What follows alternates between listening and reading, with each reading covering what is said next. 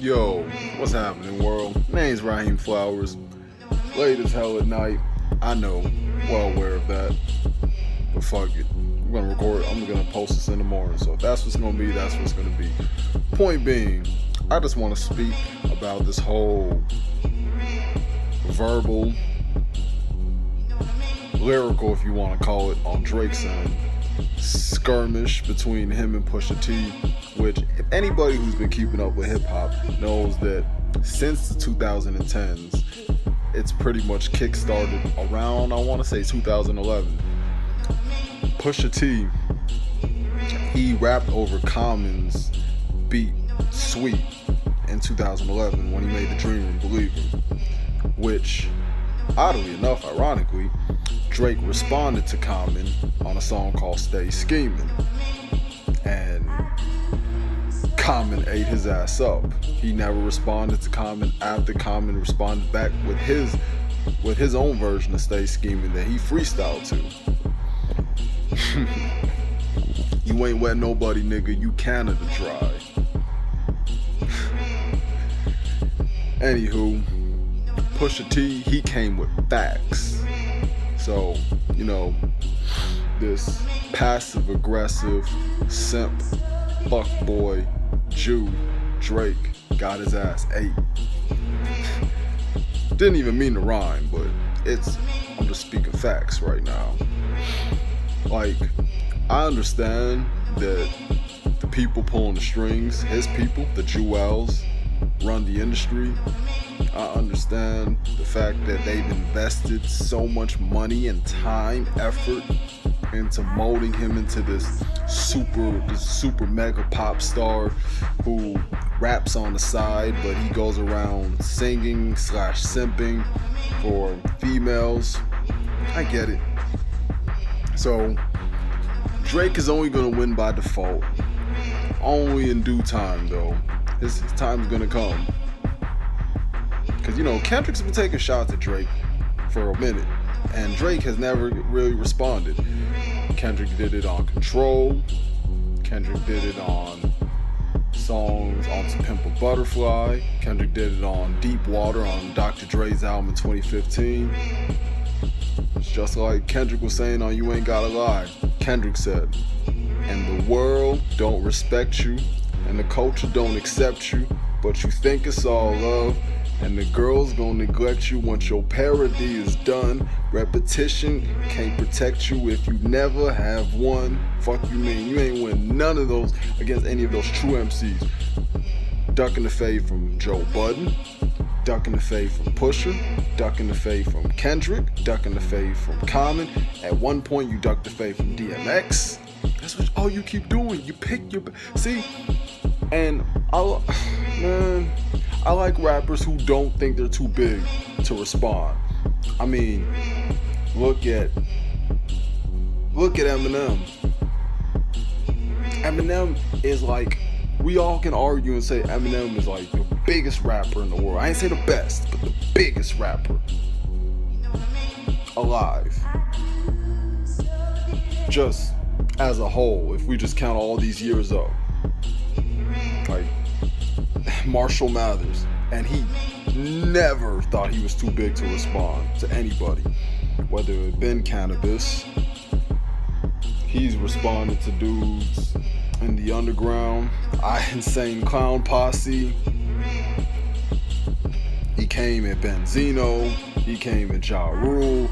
There was never a point where Eminem thought he was too big to come at people. Hell, Eminem even admitted on a song on Recovery that he was gonna go diss Lil Wayne, which he basically did on a song called Forever with that Jew Drake, going back to him. See, Drake, he's gonna play it safe because it would fuck up his brand if he actually came at a true MC, and then that real MC like Pusha is gonna come back at his neck. So depending on how Pusha plays this will come back to bite him.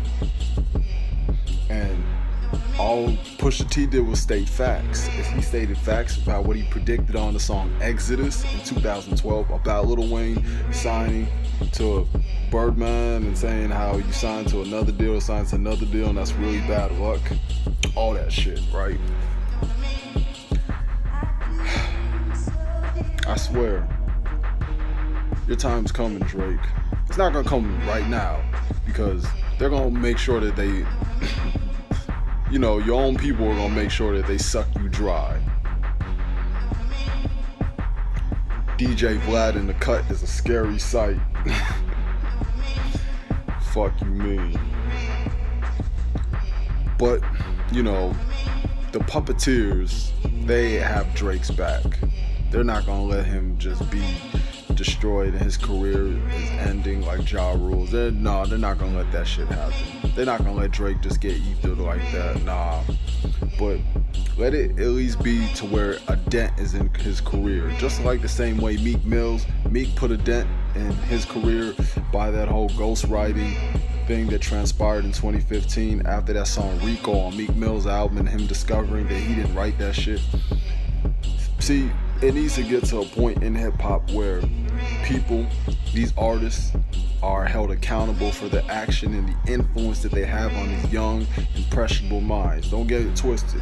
I know that the parents, they need to do their best to make sure that their kids have a sound mind, go through the right path as much as humanly possible. Don't get it twisted. So you can't just impute that entirely on the artist, but at the same time, the artist has to understand that they're a part of media, and to be honest with you, medias and these mediums have a profound effect on the psyche. I'd even argue it's on par, and in certain aspects even more influential than parents itself, because that's just how it is in society when your mind is embedded with all these mediums.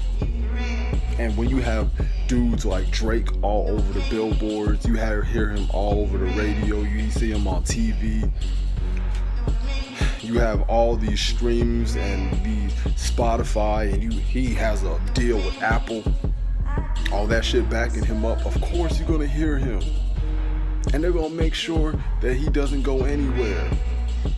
They're going to make it, but at the same time, we, the people, especially melanated people, black people, need to make it to where a motherfucker like him, a rat like him, gets checked, gets reproached. Fuck all those little Kids Bop fans of his who will eat his music today and won't give a fuck about it in 5 years. Because that's the God honest truth. Back in 2009, when he made Best I Ever Had, I knew from that point on, hip hop was about to go downhill. People thought I was on some hating shit. They thought I was on some hating shit. No, I was foreseeing it. I foresaw a lot of things in this decade. For real.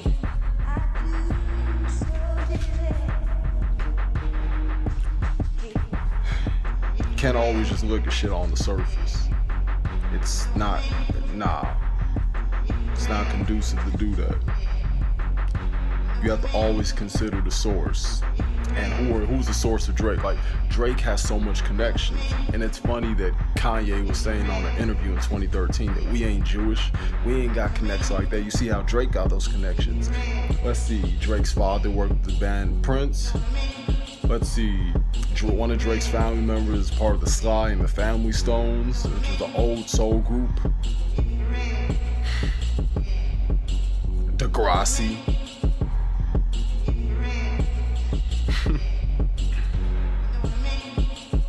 You already know what it is, man.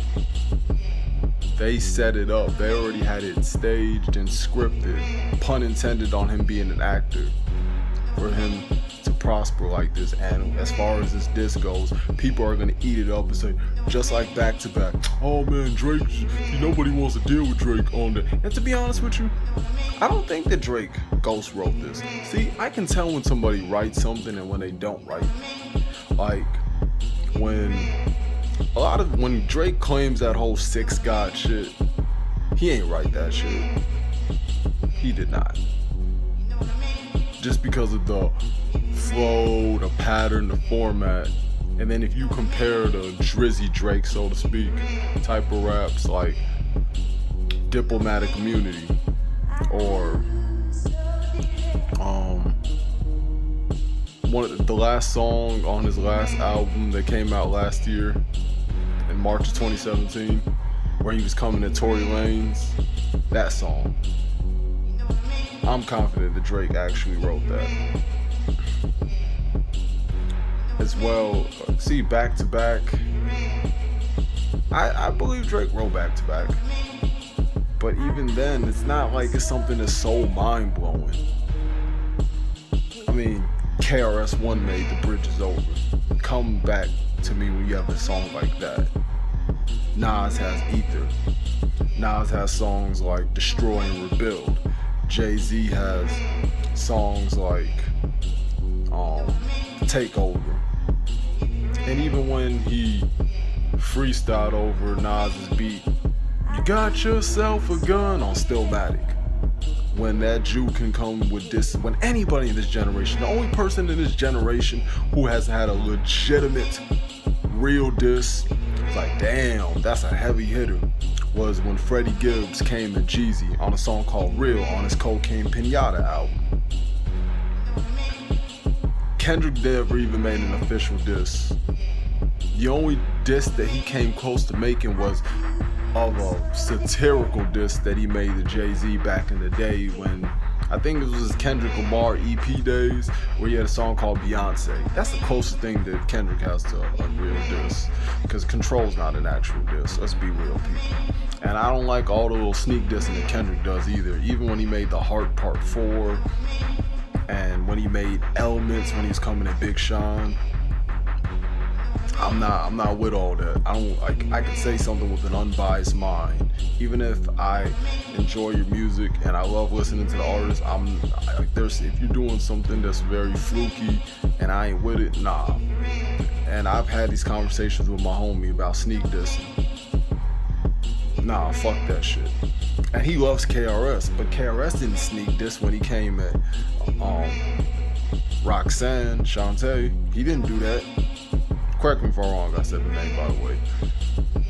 He didn't do that when he came at MC Shan. Hell, when KRS came at Nelly. And for people who don't know or people who forgot, you know? I'm talking about real disses. I mean, you can argue Troy Ave and what he said about Steez, which was low down. And now you see how he's answering for it. I mean, because Joey did respond back, so I guess I did have to think about that. Joey did make a real response to Troy Ave. So, Joey and Freddie Gibbs, that's it. That's it. I have a whole spectrum of generation of rappers. In the mainstream are people who have received some sort of notoriety, I'm referring to, not underground artists. In the mainstream, or someone with some sort of notoriety. That's it. 2 people who aren't even like super mainstream. Because J. Cole, all he was doing was ranting and mocking, mumble rappers. But now he wants to do interviews with Lil Pump. So now I have to reconsider that album and what it stood for. Talking about KOD. Because now his actions are contradicting the premise of that album. That's what he's showing. Saying that he got respect for Tekashi, going around being interviewed by Lil Pump. Like, come on, dude.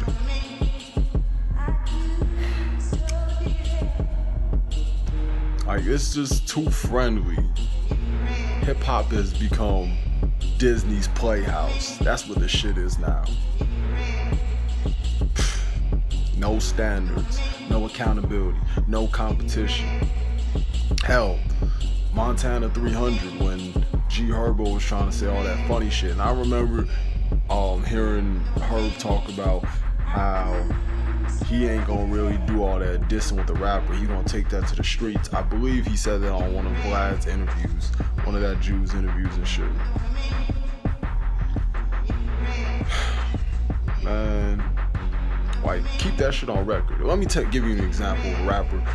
Even though Game displays a lot of antics and I get annoyed by it, and you can tell that he does it from a place of shock value and to stay or some point of relevancy. One thing I can say about Jason Taylor, Chuck Taylor, the Game, is that he don't do that sneak diss and shit. And he actually comes with a heavy-hearted diss. Say what you want, but Game is easily one of the best spitters. When you don't put so much emphasis on his antics, how could you say that Game's not at least in your top 20? How could you not say that? Game's at least in my top 20 when it comes to like just being a spitter. Yeah. And he does it consistently. That's the thing. How many rappers have been able to be in the game 10 plus years and consistently spit bars? Like consistently. Because even if you think about the documentary 2.5, that shit was hard that he made back in the end of 2015. But see, I don't want to steer away from the point with Drake, like, and Pusha T. Drake and Pusha T have a history. I remember one time Drake said that Pusha T was one of his favorite rappers, and now look at him taking shots. This lyricism shit ain't for you, man. It's cool, Drake. Just stay in your lane, dude. Stay in that kids bop, bubblegum, blow pop rap shit. Just stay in that lane, dude. Like, all that other shit's not for you. Like, you learned that lesson very quickly when Common responded back at your ass with that Stay Scheming. Now, I'm not gonna lie, I actually like Drake's Stay Scheming verse, but Common ate your ass, dude. Real shit.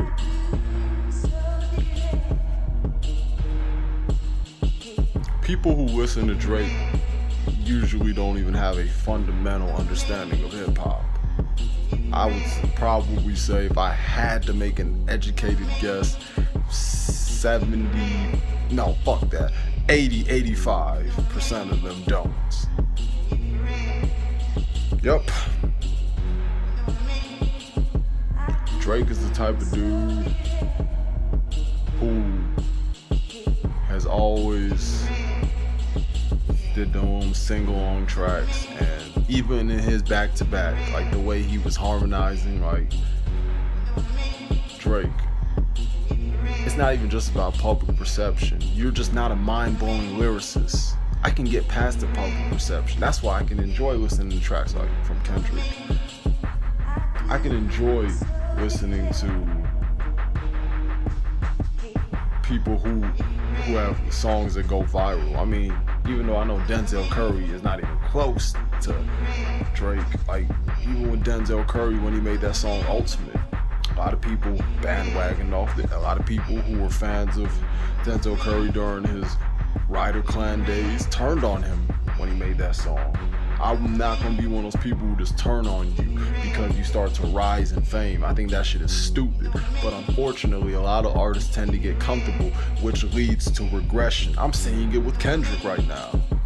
When I think about the pre-Interscope Kendrick, like cartoons and Serial, Rigor Mortis, Cushion Corinthians, His Pain, when I think about songs like Ignorance is Bliss, when I think about songs like it was on Overly Dedicated, Cut You Off, when I think about song ADHD, when I think about songs like those, and then when I think about songs that he did with Travis Scott, and then a song that he did with Rich the Kid, New Freezer, that shit was trash.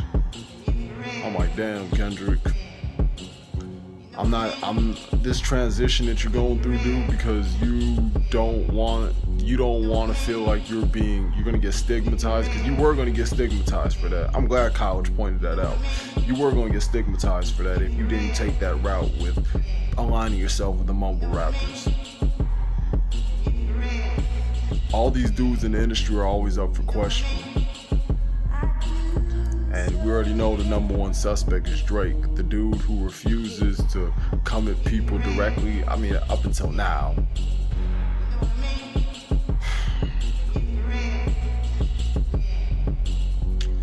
I can't wait, because, that was just a warm-up track. The same way that you made that song Charged Up for Meek Mills? Well, this is the equivalent of it with Pusha T. The real shit's gonna come back to back. Ironic, and you're gonna get ate up. Assuming that Pusha T actually responds, and I hope he does, because that'll leave another dent, another one. another dent in your career. And hopefully these dents that these artists like Pusha T and Meek did for Drake are going to make, like, if Drake cracked under the pressure with his old sensitive, passive aggressive ass, if he cracks under the pressure, he'll self-destruct.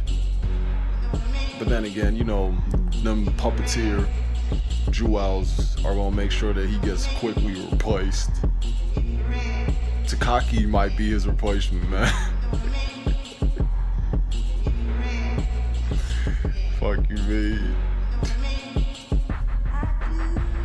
That Vermin Academics probably is gonna make it to where he gonna say, "Hey, man, Drake, you're gonna have to dip off my life. I'm with Tekashi. I'm with a more popular rapper right now. I'm with my buddy. I'm with my boy Tekashi 6ix9ine. Ack, how are you gonna do this to me? Like, you've always supported me in OVO. Like, you're really gonna do that to me? Like, I feel backstabbed. I feel betrayed." That's the problem. I pour my heart out to my fans, my supporters, and this is the treatment I get. Looking ass, soft ass motherfucker. Can't wait till your time comes. I can't wait till all y'all time come. I can't wait till all you mumble rappers. I can't wait till you synth pop niggas go away.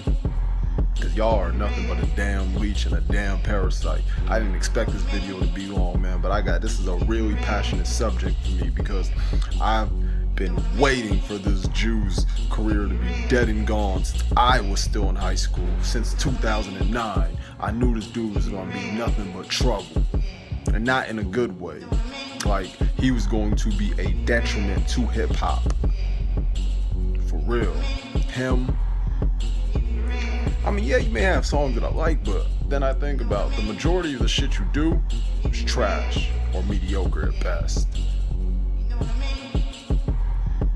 But we live in an age where nobody has to have standards. Nobody has to be held accountable for their actions. Motherfuckers have to be politically correct, and we have to have that. We are the world. We are the children mentality all damn day. Nope. Ain't nothing wrong with competition. I would like to see Montana 300 come at Kendrick. I would like to see Pusha T continue to come at this fuckboy Drake. I would like to see more of these things occur. I would like to see Kendrick directly diss Drake. And if he has some sort of vitriol towards Big Sean, do the same thing.